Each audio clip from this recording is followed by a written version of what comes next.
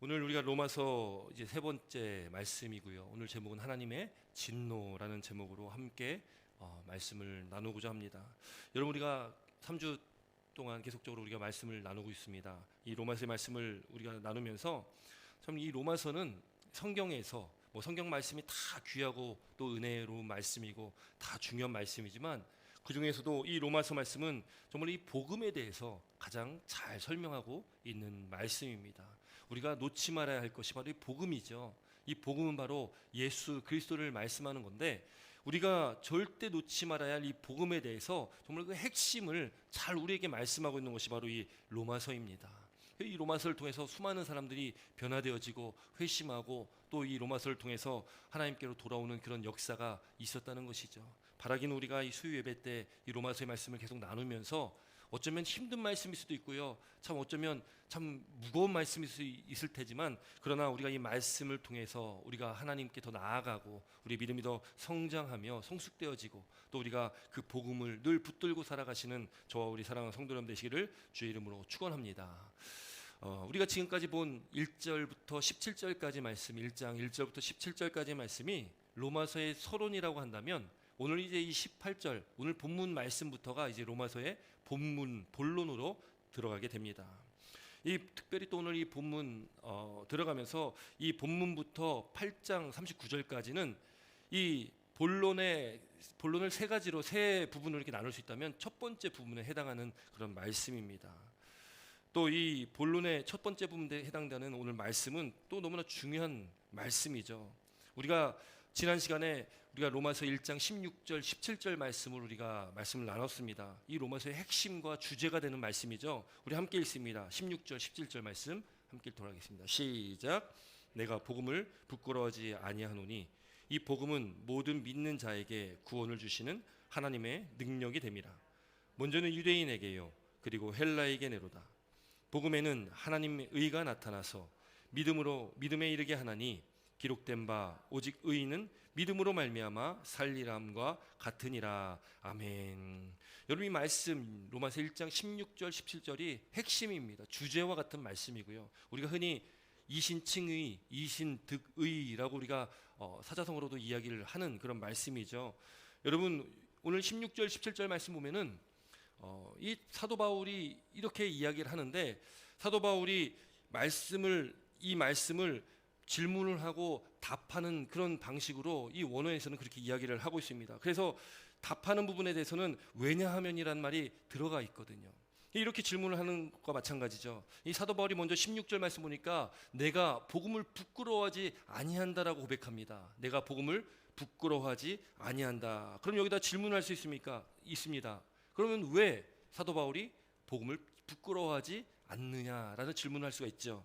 그럼 그 질문 앞에 사도 바울은 왜냐하면 하면서 16절 중반부터 나가는 겁니다. 우리 16절 다시 한번 읽을까요? 16절 다시 한번 읽습니다. 시작. 내가 복음을 부끄러워하지 아니하노니 이 복음은 모든 믿는 자에게 구원을 주시는 하나님의 능력이 됨이라. 먼저는 유대인에게요 그리고 헬라인에게로다. 아멘. 그러니까 왜 사도 바울이 복음을 부끄러워하지 않습니까? 라는 질문에 왜냐하면 하면서 답한다면 그 다음에 나오는 이 복음은 모든 믿는 사람에게 믿는 사람을 구원하시는 하나님의 능력이 되기 때문입니다 라는 답이 나오는 거죠. 그러니까 모든 믿는 사람에게 그 사람들을 구원하신 하나님의 능력이다. 그렇다면 또 질문할 수 있습니다. 어떻게 그렇게 될 수가 있습니까? 라는 질문 앞에 이제 17절에 이 사도 바울은 또 이렇게 이야기를 합니다. 17절 말씀 다시 한번 읽습니다. 17절 시작. 복음에는 하나님의 의가 나타나서 믿음에 이르게 하나니 기록된 바 오직 의인은 믿음으로 말미암아 살리람과 같으니라. 이 17절 앞에도 왜냐하면이 있거든요. 원어에는. 왜냐하면 복음에는 하나님의 의가 나타나기 때문입니다. 즉 죄인들을 의롭다 하시는 그 하나님의 방법, 하나님의 섭리를 나타내고 있다는 것이죠. 여러분, 왜 이 죄인들에게 의롭다 하심이라는 것이 필요할까? 왜 의롭다 하심이 우리에게 필요할까? 여러분, 우리는 다 누구나 다 죄인입니다. 우리는 그것을 늘 항상 인정해야 되는 것이죠. 그럼 우리가 왜 의롭다 하심이 우리에게 필요한가? 왜 칭의가, 득의가 왜 우리에게 필요한가? 그래서 오늘은 이 본문의 말씀에서 사도 바울은 이렇게 답을 하고 있는 것입니다. 18절 말씀 함께 있습니다. 18절입니다. 함께 있습니다. 시작. 하나님의 진노가 불의로 진리를 막는 사람들의 모든 경건하지 않음과 불의에 대하여 하늘로부터 나타나나니. 아멘. 왜 우리에게 은혜가 필요한가? 왜 복음이 필요한가? 왜 우리에게 칭의, 의롭다 하심이 필요한가라는 것은 이 18절이 그 답이거든요. 왜 그러냐면 하나님의 진노가 있다는 거예요. 그 하나님의 진노가 뭐냐? 하나님의 진노는 여기 보니까 불의로 진리를 막는 사람들이 있는데, 이 불의로 진리를 막는 사람들은 모든 경건하지 않음과 불의에 대하여 이 하늘로부터 나타나는 하나님의 진노가 있다라는 거죠. 우리에게 그 은혜가 필요한 것은, 우리에게 그 하나님의 의가 필요한 것은 바로 우리가 하나님의 진노 가운데 있지 않기 때문에 그런 것입니다. 우리도 똑같은 죄인이지만 우리에게 하나님의 은혜가 있고 하나님의 의가 있기 때문에, 하나님의 의롭다 하심을 우리가 칭함 받았기 때문에 우리는 하나님의 진노하고는 우리가 관계가 없는 사람이 된 것입니다. 여러분 믿으십니까? 여러분 이것을 믿는 저와 여러분 되시길 주의 이름으로 축원합니다. 여러분, 그래서요, 불의로 진리를 막는 사람들, 사실 18절부터의 말씀은 지금 사도 바울이 이방인들에 대한 말씀을 지금 하고 있는 것입니다. 이방인들에게 이 말씀을 지금 전하고 선포하고 있는 것인데, 이 불의로 진리를 막는 사람들이 있다. 그 불의로 진리를 막는 사람들에게 하나님의 진노가 임한다는 거예요. 그 이 진노가 뭐냐? 이 진노는 하나님께서 진노하시는다. 이 진노라는 것은 사실 하나님께서 사랑의 하나님이신데 진노하시는 하나님이라고 우리가 좀 받아들이기가 좀 쉽지는 않을 수도 있겠지만, 하나님은요 다른 것에 진노하시는 것이 아니라 악에 대해서 진노를 하신다는 거예요. 하나님은 죄에 대해서 진노를 하신다는 거죠. 그리고 그 죄에 대한 진노, 이 악에 대한 진노는 어느 누구도 피할 수가 없다는 겁니다. 피조물된 모든 인간은 하나님의 진노 앞에 그 진노를 피할 수가 없다라는 거예요. 그러나 그 진노는 악을 향한다, 죄를 향한다라는 거죠. 그렇다면 죄에 대해서 자유한 저와 여러분들에게는 이 진노가 우리에게는 임하지 않는 것이라는 겁니다. 우리는 이미 자유하죠. 죄에 대해서, 죄와 사망의 권세에서 우리는 자유함을 얻은 사람들입니다. 어떻게 해요? 예수 그리스도를 믿는 믿음 안에서. 그래서 우리가 예수님을 믿으면 우리는 이미 죄와 사망에서 자유한 사람이 됐다. 죄와 사망의 권세가 우리를 정죄하지 못하는 겁니다. 그 축복을 우리가 입고 지금 살아갈 수 있다는 거죠. 그런데 우리가 아니라 이렇게 하나님의 그 진노하심을 받는 사람들이 있다는 거예요. 그 피할 수 없는 하나님의 진노가 누구에게 있냐? 바로 오늘 우리가 읽은 말씀 중에 불의로 진리를 막는 사람들. 그 사람들은 어떤 사람들이냐? 모든 경건하지 않음과 경건하지 않는 사람들이라는 거예요. 또 하나 불의를 행하는 사람들이다라는 것입니다. 여러분이 경건하지 않다라는 것은 우리가 쉽게 얘기해서 예배하지 않는다, 하나님을 인정하지 않는다, 하나님을 믿지 않는다라는 것을 우리가 보면 됩니다.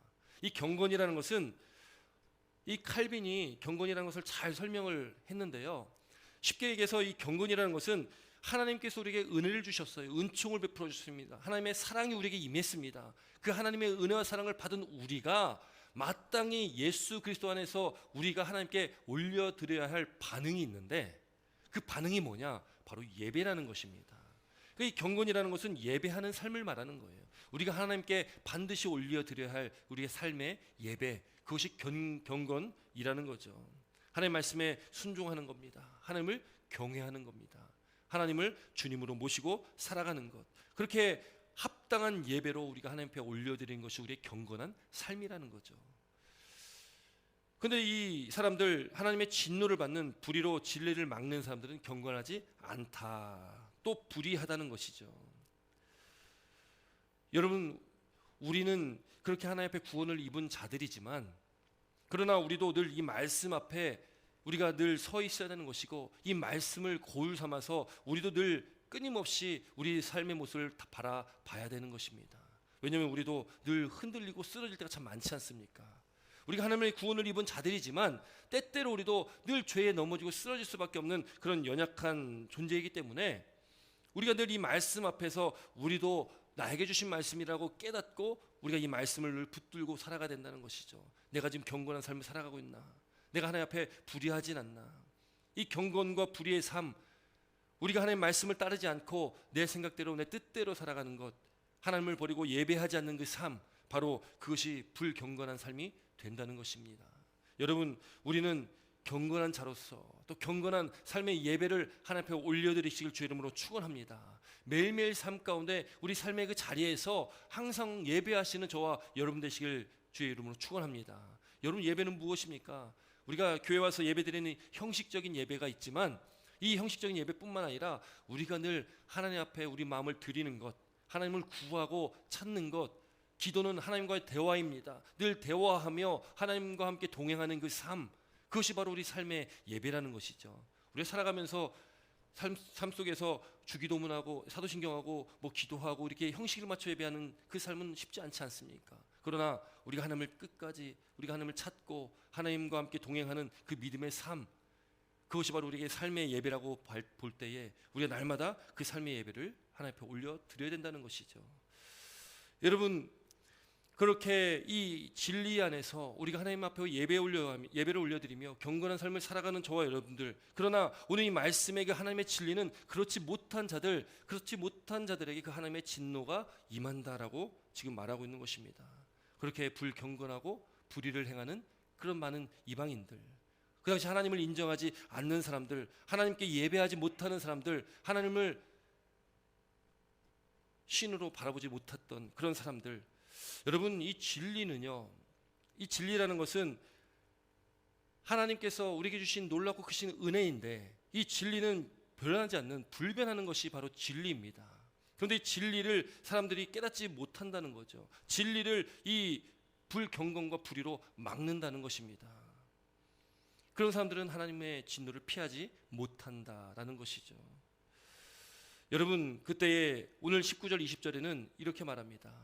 이렇게 하나님을 알지 못하는 사람들, 하나님이 인정하지 못하는 사람들, 그런 사람들이 어떻게 하나님을 바라볼 수 있을까? 한번 19절 20절 말씀 함께 있습니다. 19절 20절입니다. 함께 있습니다. 시작. 이는 하나님을 알만한 것이 그들 속에 보임이라. 하나님께서 이를 그들에게 보이셨느니라. 창세로부터 그의 보이지 아니하는 것들, 곧 그의 영원하신 능력과 신성이 그가 만드신 만물에 분명히 보여 알려졌으니 그러므로 그들이 핑계하지 못할지니라. 아멘. 여러분, 사람들이요, 나는 하나님 모른다, 예수님 모른다 이렇게 말할 수 있지 않습니까? 더구나 우리가 예수님께서 이 땅에 초림하신 그 사건 이후에 살아가는 우리는 상관이 없는데, 예수님이 초림하시기 전에 살았던 사람들, 그래서 이 아이들이 그런 질문을 할 때가 있습니다. 한국에서는 그래도 가장 유명하던 사람이 그 세종대왕과 이순신 장군 아닙니까? 그러면 그 우리나라 역사 속에서 참 훌륭한 일을 했다는 그런 분들인데, 그럼 그분들은 천국 갔습니까? 지옥 갔습니까? 이런 질문을 할 때가 있다는 거죠. 여러분, 어떻게 생각하십니까? 훌륭한 일을 하신 분들, 또 뭐 선행을 하시고 또 이 세상에서 살아가는 동안에 좋은 일 많이 하신 분들, 그런 분들은 천국 갔겠습니까? 지옥 갔겠습니까? 여러분, 이 질문 앞에 만약 우리 자녀들이 이런 질문을 한다면 여러분은 어떻게 대답하시겠습니까?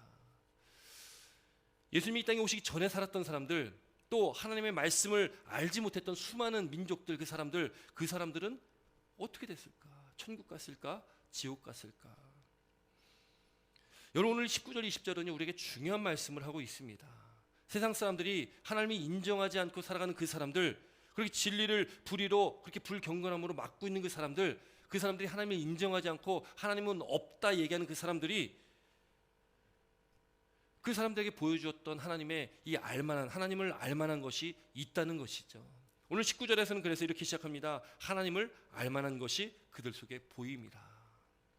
그러니까 예수님 오기 전에, 예수님이 땅에 초림하시기 전에도 또 하나님 말씀이 임하지 않았던, 하나님 말씀이 없었던, 하나님 말씀은 구약의 이스라엘 백성들에게 주어진 것 아니겠습니까?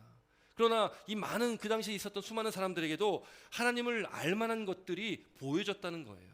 그럼 어떻게 보여줬을까? 그것을 지금 말씀하고 있는 겁니다. 하나님께서 이를 그들에게 보이셨는데 어떻게 보이셨냐? 20절에 이렇게 기록하죠. 창세로부터 그의 보이지 아니한 것들, 곧 그의 영원하신 능력, 하나님의 능력과 신성이 그가 만든 만물에 분명히 보여 알려졌다. 이게 무슨 말씀입니까?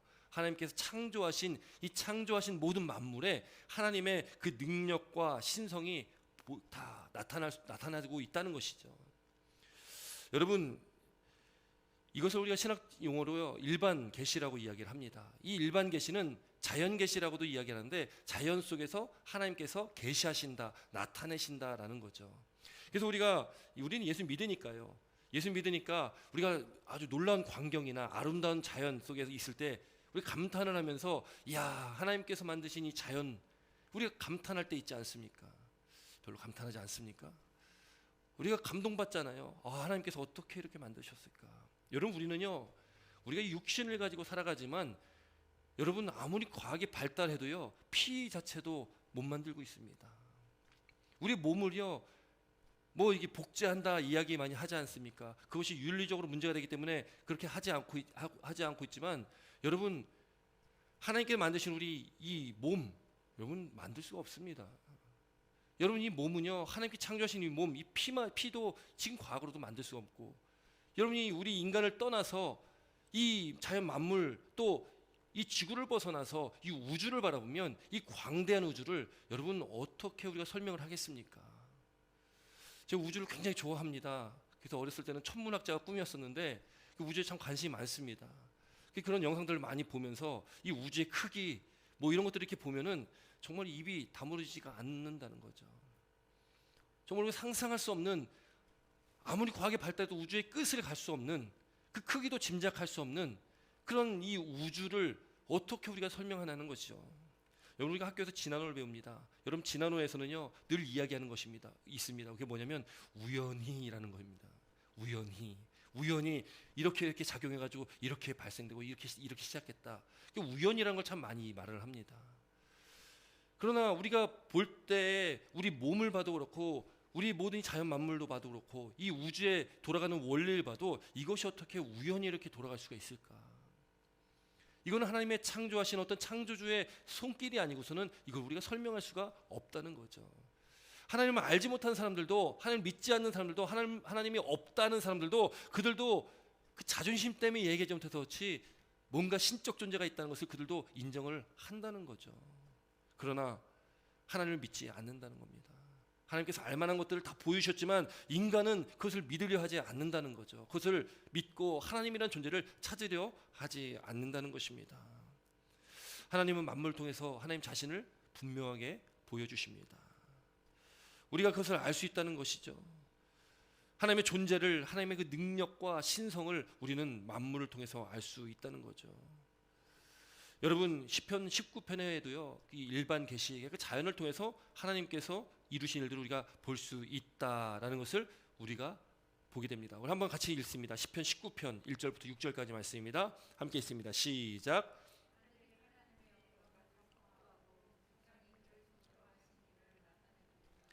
날은 날에게 말하고 밤은 밤에게 지식을 전하니 언어도 없고 말씀도 없으며 들리는 소리도 없으나 그의 소리가 온 땅에 통하고 그의 말씀이 세상 끝까지 이르도다. 하나님이 해를 위하여 하늘에 장막을 베푸셨도다. 해는 그의 신방에서 나오는 신랑과 같고 하늘 이 끝에서 나와서 하늘 저 끝까지 운행하며 그의 열기에서 피할 자가 없도다. 아멘. 지금 19편 1절부터 6절까지 말씀도 지금 이 일반 계시, 하나님께서 자연을 통해서 계시하고 있다, 나타내고 있다고 우리에게 말씀을 하고 있는 것입니다.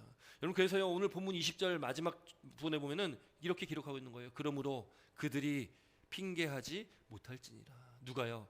하나님이 인정하지 않는 사람들, 하나님이 없다는 사람들, 하나님이 없다고 또 예수님이 이 땅에 오시기 전에 살았던 그 많은 사람들, 이게 핑계할 수 없다라는 거죠. 물론 우리는 그런 선한 일을 했던 사람들, 훌륭한 일을 했던 사람들, 그들이 천국 갔는지 지옥 갔는지 그건 우리는 알 수 없습니다. 그건 우리가 판단할 일이 아니라는 것이죠. 구원의 일은, 구원의 문제는 우리가 판단할 일이 아닙니다. 그래서 우리가 어떤 성도님에게, 어떤 집사님, 권사님에게 저분은 예수 믿는다고 하면서 저렇게 행실을 보니까 분명 지옥 갈 거야, 여러분 이런 말씀 하시면 안 됩니다.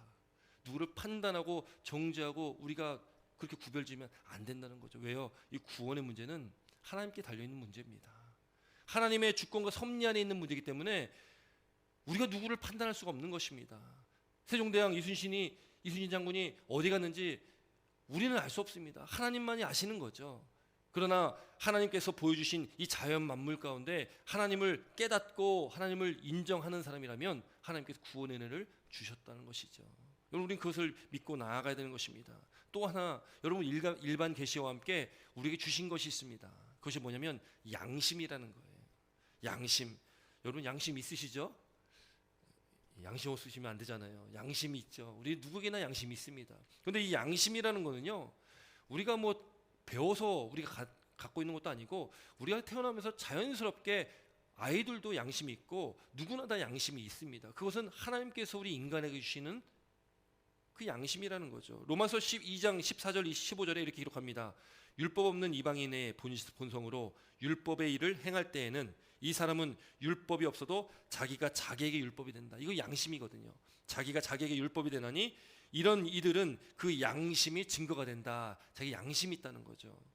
그 생각들이 서로 혹은 고발하며 혹은 변명하여 그 마음에 새긴 율법 행위를 나타내니다. 우리 양심이 있어서요, 우리가 선악을 구별합니다. 선한 것과 악한 것을 구분할 수 있다는 거죠. 그 양심을 통해서도 우리가 하나님을 우리가 바라볼 수 있다는 겁니다. 하나님을 깨달을 수가 있다는 것입니다. 하나님을 알 수 있는 길, 그 길들을 하나님께서 이렇게 일반 계시로 또 양심으로 우리에게 보여주시고 우리에게 그 길들을 열어 주셨다는 것을 우리는 바라보게 됩니다. 그런데 중요한 건 무엇입니까? 그렇게 하나님의 진노 가운데 있는 사람들, 끝까지 그 하나님을 인정하지 않습니다. 하나님을 절대 주권자로 인정하지 않는다는 것입니다. 그러면서 그들이 어떻게 살아가냐? 오늘 본문은요, 그들의 삶에 대해서 그렇게 하나님의 진노 가운데 있는, 그렇게 하나님의 진리를 그렇게 불경건함과 불의로 바꿔버린 그 사람들은 어떻게 살아가냐? 여러분, 오늘 본문에는요 21절부터 세 가지로 말을 하는데, 이 바꾸어 버린 것들, 바꾸어 버렸다는 거예요. 어떻게 바꿔버렸는지 한번 보겠습니다. 21절부터 23절까지 말씀 함께 있습니다. 21절부터 23절입니다. 함께 있습니다. 시작. 하나님을 알되 하나님을 영화롭게도 아니하며 감사하지도 아니하고 오히려 그 생각이 허망하여지며 미련한 마음이 어두워졌나니 스스로 지혜 있다 하나 어리석게 되어 스스로 썩어지지 아니하는 하나님의 영광을 썩어질 사람과 새와 짐승과 기어다니는 동물 모양의 우상으로 바꾸었느니라. 여러분, 지금 보니까요, 바꾸었다. 어떻게 바꿨냐? 썩어지지 아니할 하나님의 영광을 썩어질 사람과 새와 짐승과 기어다니는 동물 모양의 우상으로 바꿨다는 거죠. 여러분, 결국 뭡니까? 인간들이요, 하나님을 인정하지 않고 살아가는 그 인간들은, 그런 사람은 그의 생각이 허망해진다. 그리고 그 마음이 미련한 마음 가운데 어두워진다는 겁니다. 그리고 스스로 지혜 있는 척 한다는 거죠. 여러분, 우리 인간이 얼마나 지혜 있는 척을 합니까? 우리가 하나님 앞에 참 겸손해야 되는데, 우리가 피조물된 우리가 하나님의 그 능력과 신성 앞에 우리는 겸손해야 되는데, 우리 인간은요, 하늘 높은 줄 모르고 점점 그 높은 하늘로 올라가려고 하잖아요. 그래서 건물도 더 높이 지어야 되고, 우리가 하나님과 같이 되려고 구약에도 바벨탑 사건도 있었고, 그렇게 하나님을 대항하려고 했던 인간의 그 무모한 그런 행위들이 있지 않습니까? 여러분, 우리는 겸손해야 됩니다. 하나님의 그 능력과 신성 앞에 우리는 겸손해야 되는 거죠. 우리가 이 코로나 사태를 겪으면서 우리는 그 겸손을 깨달아야 됩니다. 우리가 그렇게 자신만만했던, 그렇게 지혜롭다고 생각했던 우리 인간이란 존재가 눈에 보이지 않는 이 바이러스 하나에 두려워하고 떨 수밖에 없는, 전 세계가 이 코로나로 지금 몇 년 동안을 힘들고 어려운 상황 가운데 살아갈 수밖에 없는 이 상황 속에 우리 인간은 참 겸손을 좀 배워야 되는 거죠. 하나님 앞에 우리는 겸손해야 됩니다. 우리는 정말 아무 능력 없는 그런 존재들이구나.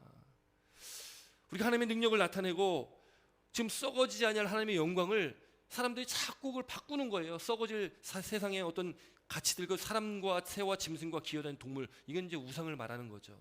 그러니까 하나님을 섬기지 않으면 인간은 다른 그 무언가를 섬기게 돼 있습니다. 하나님을 신으로, 하나님을 나의 구주, 나의 하나님으로 모시지 않으면 우리 인간은요, 누구나 다른 그 무언가를 신으로 섬기게 되거든요. 나 자신이 신이 될 수 있습니다. 무신론자가 있지만 결국에 무신론이 뭡니까? 신이 없다고 주장하지만 결국 그 사람 그 자체의 신념, 자신의 사상, 생각들이 자기 자신이 신이 된 것 아니겠습니까? 하나님이 없다 하면 그 어떤 그 무엇이 신이 될 수 있다. 여러분, 우리는요, 그래서 하나님, 영원하신 하나님, 그 영원한 하나님의 영광을 우리는 붙들어야 됩니다.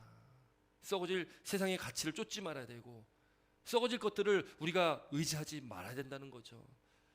우상은 눈에 보이는 어떤 형상뿐만 아니라 우리가 추구하는 세상의 가치들, 물질, 명예, 건강, 재력, 우리 인정받고자 하는 그 모든 것들, 이 세상에서 추구하는 것들, 그것들이 하나님보다 다 우선순위 될 때에 그것이 다 우상이 된다는 것을 믿으시기 바랍니다. 하나님의 진노 가운데 있는 사람들, 그렇게 하나님을 인정하지 않는 사람들, 21절 보니까 하나님을 알되, 하나님을 안다는 거예요. 양심을 통해서도 알 수 있고 하나님을 안다는 거죠. 일반 계시를 통해서도 알 수 있다는 겁니다. 그런데도 하나님을 영화롭게도 아니하고 감사하지도 아니하고 오히려 그 생각이 허망하고 미련한 마음에 어두워졌다라는 겁니다. 여러분, 24절부터요 24절, 26절, 28절을 보면은 사도 바울은 이렇게 이야기를 합니다. 하나님의 내버려 두심, 하나님께 내버려 두시는 거예요. 24절, 25절 한번 같이 있습니다. 24절, 25절. 그렇게 하나님의 진노가 있는 사람들, 하나님을 인정하지 않는 사람들은 하나님께 내버려 두신다. 24절, 25절 읽겠습니다. 시작. 그러므로 하나님께서 그들의 마음의 정욕대로 더러움에 내버려 두사 그들의 몸을 서로 욕되게 하게 하셨으니 이는 그들이 하나님의 진리를 거짓 것으로 바꾸어 피조물을 조물주보다 더 경배하고 섬김이라. 주는 곧 영원히 찬송할 이시리로다. 아멘. 하나님께서 내버려 두셨다. 첫 번째 내버려 두심인데요, 지금 그렇게 하나님의 진노 가운데 내버려 두신 거거든요. 여러분, 사랑의 반대말이 무엇입니까? 사랑의 반대말이 무엇일 것 같습니까? 네? 무관심. 잘 아시네요. 사랑의 반대말은 미움도 아니고 증오도 아니고 무관심이라는 거죠. 그렇다고 하나님께서 지금 이 내버려 두심을 우리 인간이 이야기하는 어떤 사랑과의 그 반대 무관심으로 우리가 단정할 수는 없지만 하나님께서는 내버려 두신다는 거예요. 그것이 하나님의 징계입니다. 하나님의 피조물 된 우리 인간이 하나님의 그 손길을 떠나 산다는 것이 얼마나 안타까운 삶입니까? 왜요? 그 결국은 우리 알기 때문에 그렇습니다. 하나님을 떠난 사람의 그 삶의 결국은 무엇입니까? 결론은 무엇입니까? 하나님의 진노죠. 심판입니다. 영원한 죽음입니다. 하나님께서 그들을 마음의 정욕대로 더러움에 내버려 두셨다. 더러움에 내버려 두셨다는 거예요.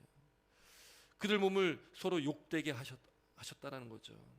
왜요? 그들이 하나님의 진리를, 그 영원하신 하나님을 거짓 것으로 바꾸어서 피조물을 조물주보다 더 경배하고 섬겼다. 이게 뭡니까? 우상 숭배죠. 피조물들, 이 세상에 있는 모든 피조물들을 조물주이신 이 세상 만물을 창조하신 하나님보다 더 경배하고 섬겼다는 겁니다. 그것이 우상입니다. 그렇게 우상 숭배를 했다는 거죠. 그게 하나님의 진노 가운데 있는 사람은 우상 숭배하는 자들이에요. 여러분, 그러나 우리도 오늘 끊임없이 그 우상을 우리 삶 가운데 만들 수가 있다는 겁니다. 하나님보다 우선순위 두는 그 무엇들. 바라기는 우리 성도님들, 저와 여러분의 믿음의 삶이 우리 하나님을 사랑하시고 이 세상의 가치에 흔들리지 않는, 다른 어떤 우상을 만들지 않는, 오직 하나님을 섬기며 경배하며 경외하는 저와 여러분의 삶이 되시길 주의 이름으로 축원합니다. 하나님께서 질투의 하나님이시거든요. 그 10계명, 1계명, 2계명이 무엇입니까? 나 외에는 다른 신들을 내게 두지 말라. 위로 하늘에 있는 것이나 아래로 땅에 있는 것이나 땅 아래 물속에 있는 어떤 형상이든지 만들지 말고 그때 절하지 말라. 이게 1계명, 2계명이거든요. 하나님이 가장 싫어하는 것이 우상 숭배입니다. 그럼 하나님의 진노 가운데 있을 수밖에 없다는 거죠. 또 하나의 내버려 두심이 있습니다. 우리 26절, 27절 있습니다. 26절, 27절입니다. 함께 있습니다. 시작. 이 때문에 하나님께서 그들을 부끄러운 욕심에 내버려 두셨으니 곧 그들의 여자들도 순리대로 쓸 것을 바꾸어 영리로 쓰며 그와 같이 남자들도 순리대로 여자 쓰기를 버리고 서로 향하여 음욕이 불일 듯하며 남자와 여자와 더불어 부끄러운 일을 행하여 그들의 그릇 때문에 상당한 보응을 그들 자신이 받았느니라. 아멘. 여러분, 26절, 27절은요 성경의 동성애에 대해서 가장 구체적으로 나온 구절입니다. 여러분, 지금 이 시대의 동성애 문제가 굉장히 큰 이슈죠. 또 이 동성애가 정치화가 돼가지고 지금 동성애에 대해서 잘못 말하면은 지금 매장당하는 그런 시대를 우리 살고 있지 않습니까? 여러분 지금 동성애가 얼마나 심각하면요, 교회도 지금 동성애 때문에 갈라집니다. 우리 형제교도 아닌 UMC도 지금 동성애 문제 때문에 지금 갈라지고 있는 판입니다. 벌써 이미 갈라졌고 또 갈라지려고 하고 있어요. 어떤 판은 동성애를 인정하고 옹호하고 어떤 판은 동성애는 죄이다, 그렇게 이야기합니다. 지금 그런 시대가 됐습니다. 다른 교단, 장로교, 미국 장로교도 이미 동성애를 인정하고 또 옹호하는 그런 교단들도 있다는 거죠. 동성애자가 지금 감독이 됩니다. 동성애자가 교계의 지도자가 됩니다. 그런 시대에 우리는 살아가고 있다는 거죠. 여러분 참 이 동성애 문제는 우리가 참 잘 우리가 이 믿음 안에서 이거는 결단을 하고 우리가 이 믿고 살아가야 되는 것이 무엇입니까? 동성애는 죄라는 것은 우리가 반드시 우리는 알고 있어야 됩니다. 성경에서는 동성애가 죄다라고 분명하게 말씀을 하고 있는 것이고, 우리 기독교 감리교 우리 교단도 동성애는 죄다라고 분명하게 명시를 하고 있습니다. 그러나 중요한 건 뭡니까? 동성애가 죄입니다. 왜냐하면 하나님 말씀이기 때문에, 진리가 하나님이 말씀하신 거기 때문에 그거는 변함이 없는 겁니다. 이건 영원한 하나님 말씀이고 진리입니다. 하나님의 아니라고 하면 그건 아닌 거죠. 그것이 우리의 믿음 아니겠습니까? 그러나 우리는 동성애자를 포용해야 되는 거죠. 동성애자를 우리는 혐오하면 안 되는 것입니다. 주님께서 죄인들과 세리와 함께 식사하고 그들을 품으셨듯이, 그들을 용서하고 그들에게 하나님의 사랑을 베푸셨듯이, 주의 사랑을 베푸셨듯이 우리 혐오해서는 안 되는 거죠. 그들도 주님 안에 들어올 수 있도록, 주님 안에서 회복될 수 있도록 우리가 기도하며 우리가 그렇게 나아가야 되는 거 아니겠습니까? 그게 주님의 사랑 아니겠습니까? 그러나 반드시 우리가 인정하고 반드시 우리가 믿고 반드시 우리가 확신해야 될 것은, 동성애는 죄다라는 것은 우리가 잊지 말아야 한다는 것입니다. 그것이 흔들리면 안 된다는 거죠. 학교에서도 요즘에 동성애에 대해서 가르친다고 하죠. 여러분 교회는 이 동성애에 대해서 이제는 편하게 말할 수 없는 그런 시대가 되어가고 있습니다. 그러면 어디서 이런 교육을 시켜야 되겠습니까? 가정에서 시켜야 되는 겁니다. 우리 부모된 저와 여러분들이 자녀들에게 그 교육을, 성경의 말씀, 이 진리에 합당한 말씀을 가르쳐야 되는 것이죠. 우리 세대는 그래도 보수적이지 않습니까? 그래도 보수의 어떤 생각들이 있지 않습니까? 그러나 우리 다음 세대는 너무나 쉽게 받아들이는 시대입니다. 동성애에 대해서 아무렇지 않게 받아들이는 그런 시대입니다. 그런 시대를 살아갈 우리 아이들에게 우리는 성경의 진리를 가르쳐야 되는 것이죠. 하나님의 말씀을 정확하게 가르쳐야 될 사명이 우리 부모된 저와 여러분들에게 있다는 것을 믿으시기 바랍니다. 여러분 지금 이 영리라고 합니다. 여자들도 순리대로 쓸 것을 바꾸어 영리대로. 이 세상은 자꾸 바꾸려고 합니다. 하나님의 그 섭리를, 하나님께서 창조하신 창조의 섭리를 자꾸 바꾸려고 한다는 거죠. 남자들도 순리대로 여자 쓰기를 버리고, 하나님의 창조의 섭리는 순리입니다. 하나님의 뜻대로, 그 하나님의 운행하심대로 움직여야 되고 다 그것이 운행돼야 되는데, 지금 이 세상은 자꾸 그것을 바꾸어 버리는 영리로 나아가고 있다는 겁니다. 그런 동성애가 그렇게 불일 듯 일어나고 있다는 것이죠. 여러분 그것이 바로 다 우상 숭배와 관련이 있는 거 아니겠습니까? 세상의 정욕을 쫓아가고 세상의 가치를 쫓아가는 이 시대 가운데 그 중심에는 우상이 있다는 것이고, 하나님을 우상으로 바꾸어 버린다는 겁니다. 피조물을 조물주보다 더 경배하고 숭배한다는 것이죠.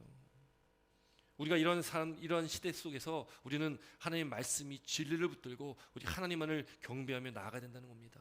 사람은 무엇인가를 다 예배하게 되어 있습니다. 하나님을 예배하지 않는다면 다른 어떤 것을 다 예배하게 되어 있다는 것이죠. 예배 대상만 다를 뿐 우리 인간은, 우리 사람은 어떤 그 무엇을 예배하는 일을 멈추지 않을 것입니다. 그러나 그 예배 대상이 누구여야 되나, 그 예배 대상이 무엇이어야 될까, 우리는 분명하게 깨닫고 믿고 나가야 된다는 거죠.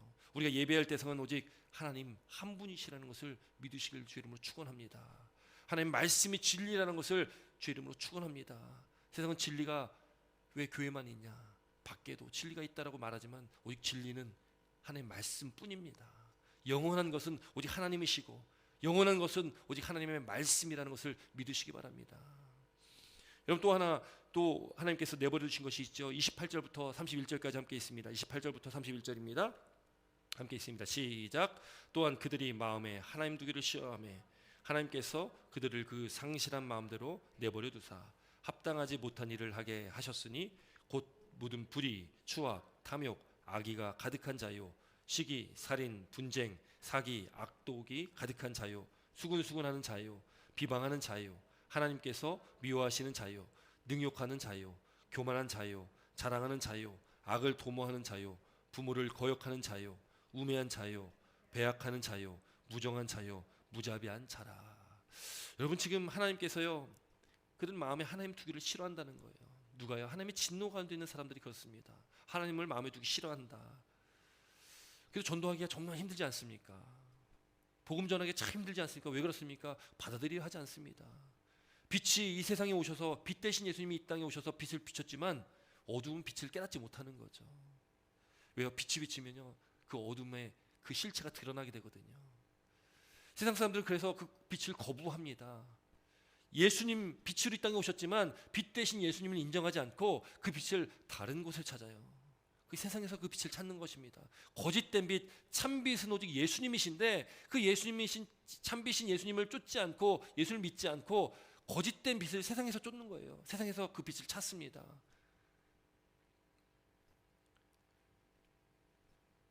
그런 하나님의 진노 가운데 있게 되는 거죠. 하나님의 내버려 두심을 받게 되는 것입니다. 그들의 그 상실한 마음대로, 여러분, 상실했다는 것이 무엇입니까? 잃어버렸다는 거잖아요. 하나님께서 만드신 인간이, 피조물된 우리 인간이 하나님을 잃어버렸다. 여러분, 우리 마음 안에 빈 공간이 있다고 파스칼이 얘기했죠. 빈 공간이 있는데 그 마음에 있는 그 빈 공간은 그 어떤 것으로도 채울 수 없는 빈 공간을 하나님께서 만드셨다는 거예요. 그 빈 공간은 오직 하나님만이 채울 수 있는 그 빈 공간이 우리 인간들에게, 우리 피조물들에게 하나님께서 그 공간을 만들어 주셨다는 거죠. 이 세상에서 아무리 좋은 것으로 를 채우려고 해도 참 만족이 거기 없는 겁니다. 우리가 다 누려보지 못해가지고 그럴까라고 말할지 모르겠습니다. 그런데 성경에서요, 전도서를 쓴 솔로몬이 이야기했던 거고요. 솔로몬이 모든 것을 다 경험해보고 모든 부귀 영화를 다 누려보고서 그렇게 전도서에 얘기한 것이 무엇입니까? 헛되니 모든 것이 헛되다. 다 경험했습니다. 돈도 많았고 여자도 많았고 가진 것이 참 많았던 사람이죠. 그렇게 많은 것을 가졌던 솔로몬이요, 결국에 모든 것이 헛되다는 거예요. 우리는 그 상실한 마음을 가지면 안 된다는 거죠. 마음에 허전한 공허함을 느끼면 안 된다는 겁니다. 왜요? 우리 안에는 하나님이 계시기 때문에, 우리 안에는 그 주님께서 우리 안에 거하시기 때문에 우리는 그 상실한 마음을 느끼면 안 되는 거죠. 만약에 마음에 공허함이 느껴지십니까? 마음에 어떤 상실감이 느껴지십니까? 그럼 더 주 앞에 무릎 꿇으시고 기도하시길 바랍니다. 주님, 내 공허함 가운데, 주님, 내가 너무 세상을 바라보고 살았습니다. 세상의 가치를 쫓고 살았습니다. 내 이성과 판단과 내 생각을 가지고 살았습니다. 하나님, 용서해 주시고 내 안에 주님 역사하시고 임재하신 하나님, 이 상실한 마음, 이 갈급한 심령 가운데 주님께서 주의 은혜로 채워주셔서 주님만 바라보고 살아가게 하여 주시옵소서. 내 안에 이 상실한 마음 가운데 주님의 은혜를, 성령의 충만함으로 채워 주시옵소서. 그런 기도를 하시는 저와 여러분 되시길 주의 이름으로 축원합니다. 여러분, 이렇게 사람들은요, 순리를 영리로 바꾸어 가지고 그렇게 살아갑니다. 그런 진노 가운데 있는 사람들, 하나님의 진노 가운데 있는 사람들은 하나님께서 내버려 두심이라는 그 징계, 그 처벌을 하나님께서 주시는 겁니다. 오늘 이 29절부터 나온 이 여러 가지 목록들이 쭉 나옵니다. 그런데 여기에서 여러분, 우리가 자유합니까? 우리가 여기 있는 단어 하나하나 보면 여기서 자유한 사람이 누가 있겠습니까? 다 우리와 또 관련 있는 단어들 아니겠습니까? 우리는 그런 존재라는 거예요. 그렇게 하나님의 진노 가운데 있을 수밖에 없는 존재들인데, 어떻게 우리가 이 진노를 피했냐? 바로 우리는 예수 그리스도를 믿기 때문에, 예수 그리스도를 믿는 믿음 안에 우리가 들어왔기 때문에, 우리가 앞서 읽은 로마서 1장 16절 17절의 말씀처럼 복음에는 하나님의 의가 나타나서 믿음으로 믿음에 이르게 하나니, 기록된 바 오직 의인은 믿음으로 말미암아 살리라 함과 같으니라. 할렐루야. 우리가 하나님의 진노를 피하고 그 진노가 우리와 상관이 없는 이유는 무엇입니까? 우리가 예수 그리스도를 믿기 때문입니다. 그 믿음이 얼마나 귀하고 값진 것인가를 오늘 본문은 말씀해주고 있는 것이죠. 이 세상은 그렇게 영리로 나아가지만 우리는 하나님의 말씀에 따른 그 순리 가운데로 나아가야 된다는 겁니다. 세상은 어떻습니까? 32절에 이렇게 말합니다. 32절도 함께 있습니다. 32절입니다. 시작. 그들이 이와 같은 일을 행하는 자들은 사형에 해당한다고 하나님께서 정하심을 알고도 자기들만 행할 뿐 아니라 또한 그런 일을 행하는 자들을 옳다 하느니라. 아멘. 여러분, 그렇게 지금 앞서 이야기한 이 모든 일들을 행하는 자들, 하나님의 진노 가운데 있는 자들, 그들은요 뭐라고 말합니까? 그들을 그렇게 행하는 자들은 사형에 해당한다. 결국에는요 하나님의 심판 가운데 하나님의 진노는 결국엔 사형입니다. 죽음이라는 거죠. 결국 영원한 죽음, 영원한 지옥의 그 형벌을 받을 수밖에 없는 것입니다. 사람은 한 번 태어났다가 한 번 다 누구나 죽습니다. 그러나 요한계시록 보면 둘째 사망이 있다. 그 둘째 사망이 심판 가운데 내려지는 영원한 형벌입니다. 지옥에 그 꺼지지 않는 그 지옥의 형벌이 있다는 거죠. 하나님의 진노는 바로 그 심판 가운데 그 영원한 죽음, 그 사형에 처하는 그런 사망에 해당하는 것이죠. 근데 그것을 알고 있습니다. 하나님 말씀에서도 그걸 나타내고 있고, 하나님께서 정하심을 알고도 자기들만 행할 뿐 아니라 또한 그런 일을 행하는 자들을 옳다 한다. 하나님 말씀 안에 들어오지 못하는 거죠. 하나님의 뜻 가운데 있지 못하는 겁니다. 끝까지 하나님을 인정하지 않고 하나님을 배반하고 하나님을 주권자로 또 창조주로 인정하지 않는 것. 여러분, 우리가 그런 삶을 살아가지 않아야 된다는 것을 우리가 이 시간 결단하고 결심하셔야 됩니다. 오늘 말씀은 이 진노의 대상자들이 이방인뿐만 아니죠. 예수 믿는다고 하는 저 여러분들에게도 이 말씀은 다 우리에게 주어진 말씀이라는 것을 믿으시기 바랍니다. 우리가 어떠한 삶을 살아가야 될지, 그 길을 우리에게 보여주고 계신 것입니다. 그럼 우리는 그 길로 나아가면 되는 것이죠. 그 길을 우리에게 분명하게 제시하고 있는 이 로마서의 말씀을 우리가 붙들고 날마다 하나님의 말씀 안에서 좌로나우나 치우치지 않냐고, 세상의 그 기준을 쫓지 않냐고. 우리 기준은 오직 하나님이십니다. 우리 기준은 오직 하나님의 말씀이 우리 삶의 척도이며 기준입니다라고 고백하시며 늘 하나님의 뜻 가운데 거하시며 하나님과 동행하시는 믿음의 복된 삶을 사시길 주의 이름으로 축원합니다. 기도드리겠습니다.